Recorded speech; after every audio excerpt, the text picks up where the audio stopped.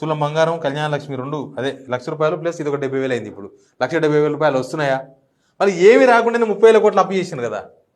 దీన్ని సమర్థించేందుకు కొందరు మేధావులు తయారైనరు. ఆ మేధావులు ఏమంటారంటే అప్పు చేసింది 30,000 కోట్లు, కానీ గత ప్రభుత్వం చేసిన అప్పులకు ఈఎంఐలు కట్టింది 38,000 కోట్లు. ఇదో రకమైన మేధావితనం. ఇక్కడ 14,000 కోట్లు వస్తున్నాయని చెప్పిన కదా ఎవ్రీ మంత్. 6 నెలల్లో ఎంత వచ్చింది తెలుసా? ఇన్కమ్ వేసుకుని 6 నెలలకు ఎంత అవుతుంది? 84,000 కోట్లు అవుతుంది. 84K ప్లస్ ఇదొక 30K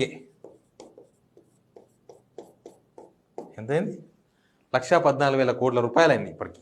అప్పు ప్లస్ ఇన్కమ్ కలిపి ₹1,14,000 కోట్ల వీళ్ళు కట్టిన అప్పు ఎంత అంటే ఎంత కట్టినరు అప్పు? 38,000 35,000 ఏదో చెప్తారు.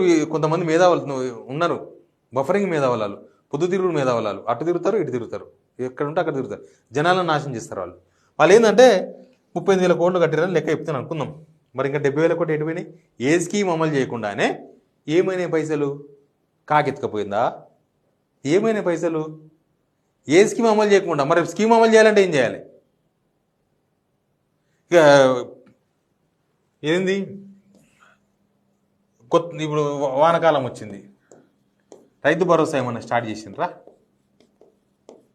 మరి ఇక్కడ మన పైసలు? ఇది ప్రభుత్వం నుంచి క్లారిటీ రావాలి. అప్పు అప్పు అప్పు అప్పు చేసి అప్పు కడుతుర్రు, మళ్ళీ అప్పు చేస్తున్నారు కొత్త దాంట్లోకి. అప్పుకే అప్పు చేస్తే మళ్ళీ కొత్త స్కీమ్స్కి మళ్ళీ అప్పు చేయాలి కదా. మళ్ళీ దీన్ని ఎవరు కట్టాలి? ఇప్పుడు ఏదో గొప్పగా చెప్తున్నారు కదా, అంతకుముందు ప్రభుత్వం ఇన్ఫ్రాస్ట్రక్చర్ అని డెవలప్ చేసింది. మీరు ఇప్పటిదాకా ఈ 6 నెలల్లో ఏ ఇన్ఫ్రాస్ట్రక్చర్, ఏ ప్రాజెక్ట్ స్టార్ట్ చేసింది చెప్పండి? ఏ రోడ్ వేసింది చెప్పండి? ఎవరికి ఏ స్కీమ్ అమలు చేసింది చెప్పండి? ఏం